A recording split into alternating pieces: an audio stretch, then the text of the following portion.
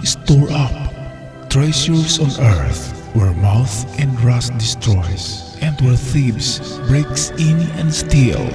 Matthew chapter 6 verse 19 to 14. Hello brothers and sisters in treasure hunting all over the Philippines, Luzon, Visayas at Mindanao. Kumusta kayong lahat ngayon? Sana ay nasa mabuting pangangatawan, in the best of our health tayo. Stay safe, stay out from COVID. At ako'y mag-shoutout sa lahat ng mga nanonood ngayon sa aking channel. Sa iyo na bago pa lamang nag-subscribe at bago pa lang nakabisita sa aking channel, welcome ka dito. At sa ating mga OFWs, Filipino contract workers, mga Foreignoys, lalo na sa ating mga kapatid dyan sa Israel na mayroong nangyayaring hindi maganda, ating ipagdasal na sana ang lahat, Palestinyo man o Israelites, ay nasa safety at nasa proteksyon ng puong may kapal. Ngayon guys, ang ating tatalakayin ay tungkol sa signs na ito na padala ng ating katiats, ating tunghayan sa aking video ngayon. Alright guys, so eto yung picture na ating i-decode ngayon. Padala ito ng ating katiats. Sa palagay ko ay ito'y legit sign for treasure. So umpisa tayo sa nakita niya ay meron daw letter R, merong arrow, at number 5, at sa baba ng 5 ay merong guhit. So atin ito enhance muna guys, ating pakinangin, enhance ang picture para mas makita natin ang iba pang mga marka dyan. Okay, so using Photoshop,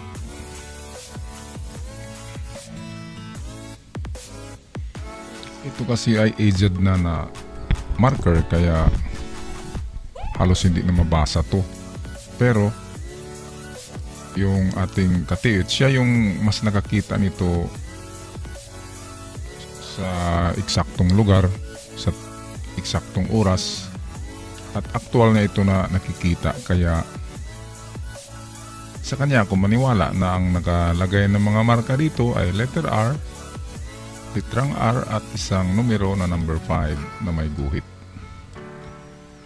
Pero sa paningin ko ay parang mayroong letter V dito at isang line. And then dito naman sa baba ay sa tingin ko may letter M tsaka may O. Iwan ko lang kung yan ay sa paningin ko lang. Pero ang ating i-decode ay kung ano yung nakita ng ating katiats. Hindi na tayo magdagdag pa ng kung anong signs, baka magkamali pa tayo. Okay, so ito na yun guys. Ibalik natin sa dati, ganyan. Yung visible lang talaga. Okay, so meron tayong R. Ano bang ibig sabihin ng R guys sa treasure hunting? Ang R ay simbolo yan ng gold.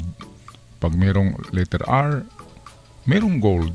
Ganyan lang kadali. Pero sa Japanese, ang letter R ay unit yan ng measurement.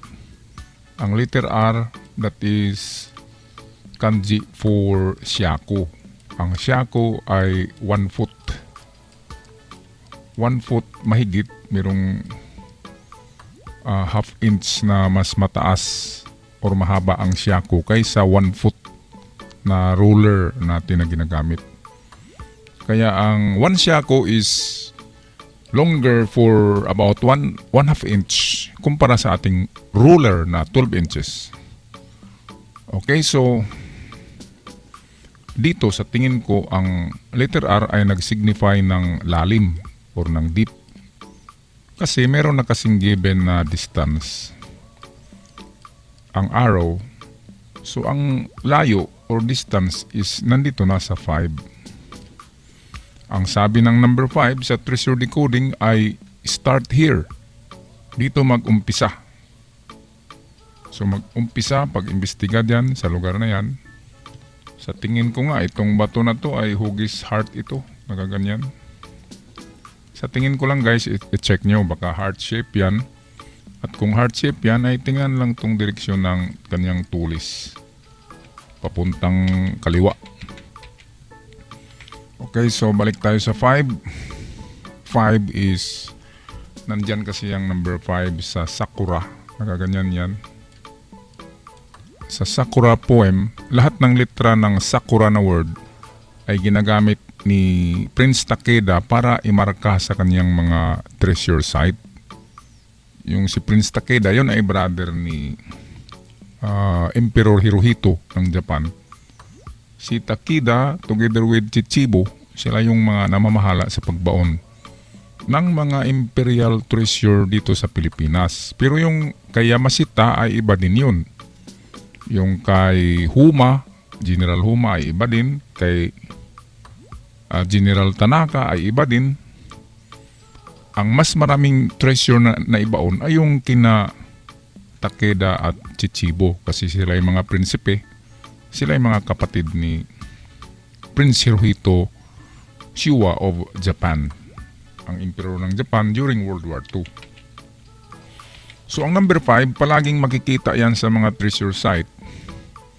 Kasi ayon sa legend, ang poem na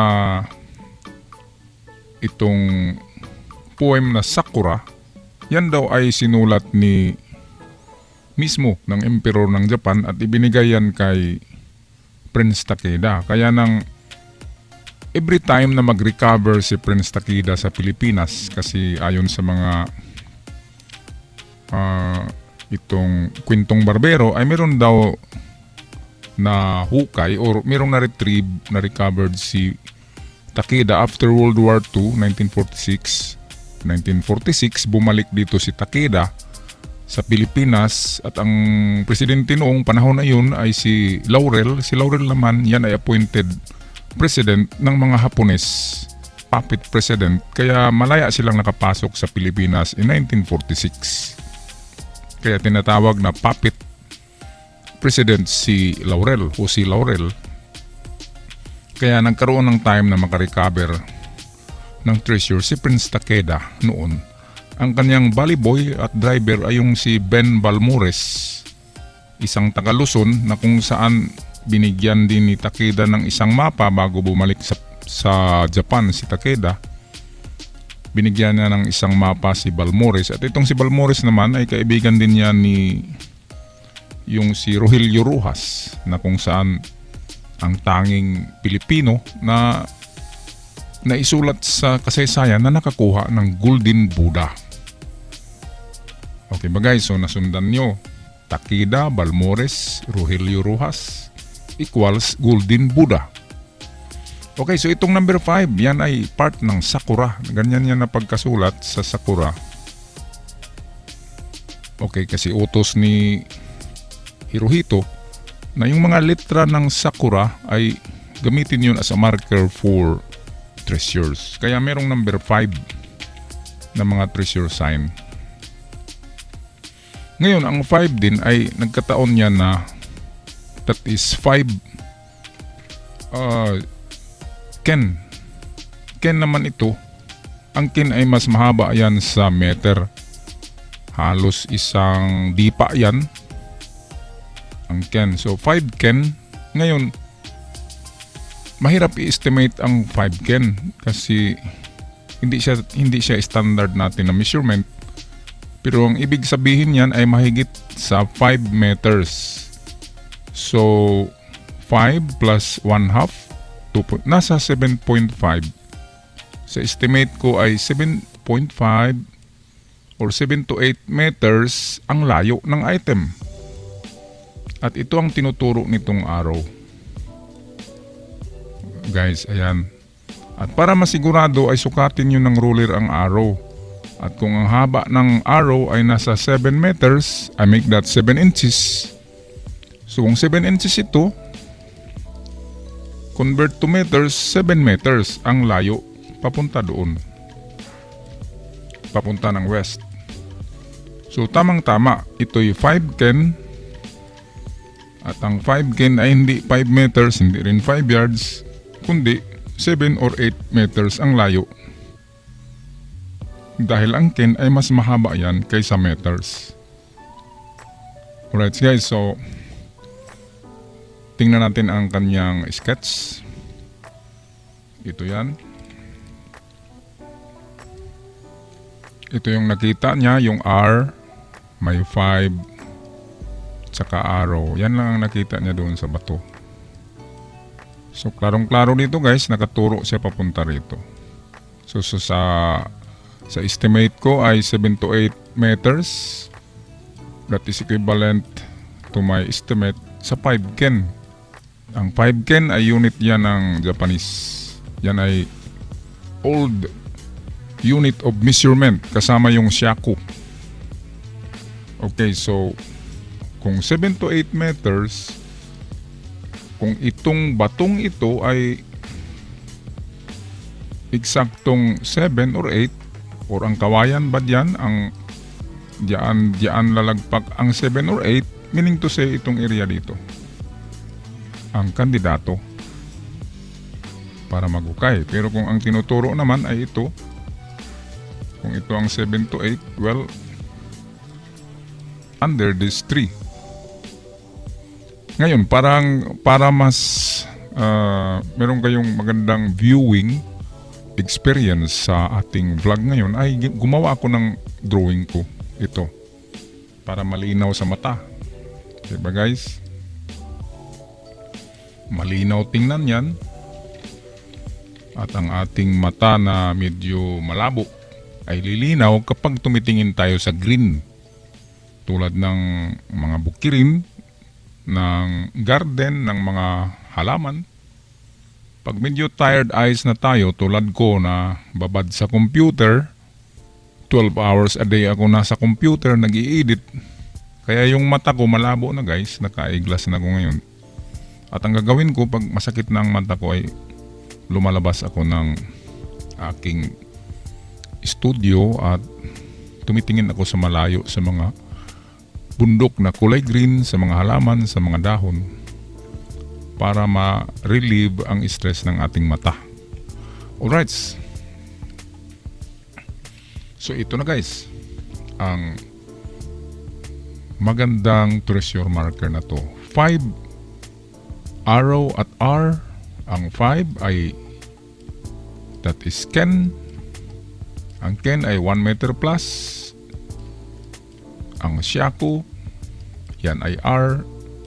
Yan ay measurement din sa Japan na shaku, 1 foot mahigit. Okay. So para mas klaro ay sukatin nyo rin guys itong arrow, ang haba niyan sa ruler. At kung example 8 inches yan, ang haba ng arrow na yan ay 8 inches. So 8 equals to 8 inches equals to 8 meters. Example ko lang yan. At ang 5 ken, kung atin yan i-translate into meter ay ang 5 can make that ay sumusubra yan sa 5 meters. Kaya kunin natin ang kalahati ng 5 is 2.5. So idagdag natin yan sa 5, magiging 7.5 meters. Ang layo nito ay estimated na 7.5 meters. Yan ang paghanap natin sa item. Pero hindi natin alam ang eksaktong direksyon. Ngayon, para malaman natin guys ang alignment ay gumamit tayo ng compass. Example ay may compass tayo dito. At sabi ng ating ka-TH, ito daw ay east. East dito. Lakihan natin to. So halimbawa ito ang compass. Ito ay east. Ito ang north,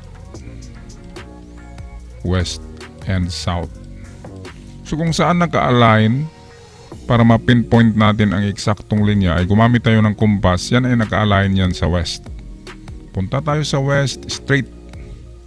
At kung saan hihinto ang inyong paa sa 7.5 or 8 meters, so 7 to 8 meters, ay huminto na kayo dyan sa 7 to 8 meters. Naka-align ang compass nyo sa west. Kasi kung hindi tayo gagamit ng compass, baka dito kayo pupunta or baka doon. So ang compass ang ating guide. Kaya nga, yung iba ay naniniwala na ang compass is a true guide for treasure. Importante ang compass. Kahit walang metal detector, kahit walang scanner, ang compass ay napaka-importante para sa mga bearing direksyon ng north, west, east. Kasi dyan palagi yan nakalinya. Example, dito yung item or dito. Or kung papunta naman siya ng east, nag-align pa rin siya sa linya ng east. Karamihan ng treasure ay naka-align talaga yan. Minsan papuntang north, straight pa rin yan. Meron din mga giveaways na nandyan sa kalagitnaan ng mga ito. Nasa west, southwest, southeast, nasa northeast dito, northwest, ganyan. Pero malimit lang, bihira lang or minsan lang ang ganyan na mga layout na nasa kalagitnaan ng dalawang direksyon. Karamihan ay naka-inline talaga yan sa west, east. At pinakamarami na nakuha na treasure ay nasa east. At kung wala sa east ay nasa likod niya, nasa west. Kaya sa kasong ito ay nasa west siya ito. So ang compass ang magtuturo sa inyo guys kung saan kayo didiretso, dito ba? Kasi ang arrow ay nagtuturo siya diyan. Kung maganda na pagkagawa yan na arrow at kung hindi yan na galaw na bato, pwedeng ang arrow lang ang reference. Tingnan lang kung saan ito talaga nagpoint at hakbang tayo ng 7 to 8 meters.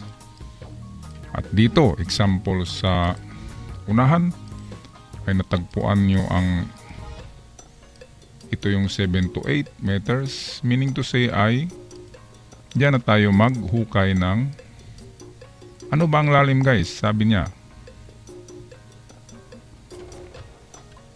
Okay, tingnan natin yung itong letter R, yan ang lalim. Ngayon, balikan natin ang picture. Ito yung guys. Ang letrang R, ito ay meron siyang ano bang meron dito guys sa R? Meron niyang katabi na mga litra or karakter. Ito at ito parang isang line kung hindi man ako nagkamali. So kung ganyan yan, that is equivalent to 6 kasi ganyan yan sa actual. V is 5 at itong one line is 1. So 5 plus 1 equals 6. So meaning 6 R or 6 Siako. Balik tayo dito. Ang equivalent nitong R. Okay, so 6 Siako or 6 foot. Ang 6 foot is 1 meter. 1 meter mahigit. So, make that 3 feet pala ay 1 meter. So, kung 6 feet, that is 2 meters. So, 2 meters lang ang lalim. So, ang 6 feet is 2 meters. At kung yan ay Siako, that is, sabihin natin 6.5 kasi mas mahaba yan. So, nasa 2 plus meters or 2.5 meters ang lalim. So, okay. Meron na tayong itong nagturo ng lalim. Yun ang 6R or the 6 Siako, which is equivalent to 2 plus meters. 2 mahigit yan. So ito na yan ang ating digging site sa ating example. So 2 meters mahigit ang ating hukay. At kung wala dyan guys, sa tinuturo ng araw, imposible naman na wala dyan, nandyan na nga. Swerte nyo na, ang gawin lang ay i-align lang yan sa compass yung arrow. Kung eksakto ba na nagturo siya sa west, ang arrow, kung eksakto talaga naka-inline yan sa west, well, jackpot, tumpak. Kuwang-kuha guys. Pero, kung gumamit kayo ng compass at ang compass ay nakaturo dito sa kawayan, sa bamboo, or dito sa itong kahoy na to, kasi ito ay old tree, yan ay kandidato rin na marker for treasure. Kung ang west sa compass ay nagturo sa bamboo, well, dito tayo maghukay sa bamboo, which is harap tayo sa east. So sa bandang east ang hukay dito. Huwag sa likod, kasi ang treasure ay nasa east palagi nakaharap.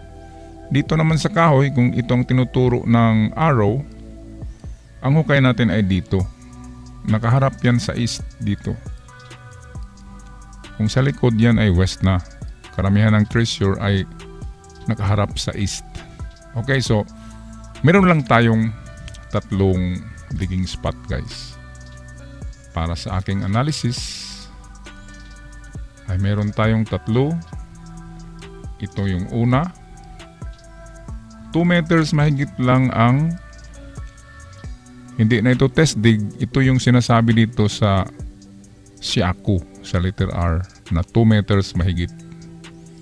Ito yung pangalawang hukay natin.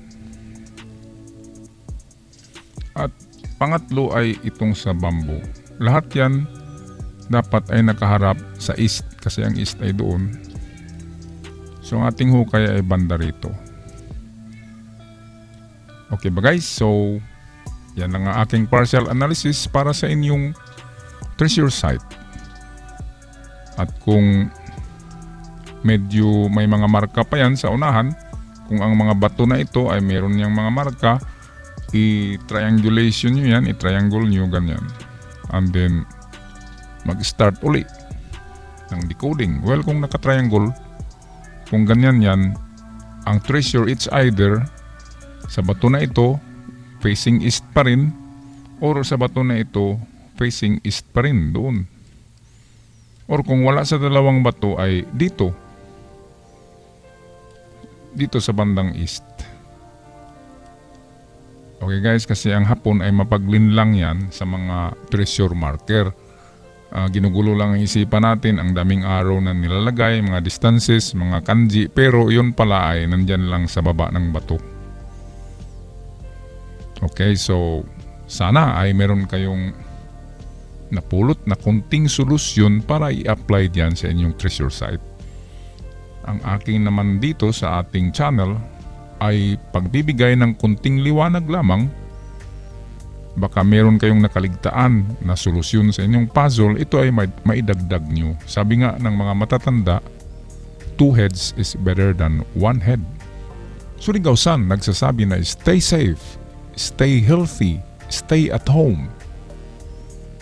But also don't lose your hope and don't stop chasing for your golden dreams. Ciao for now.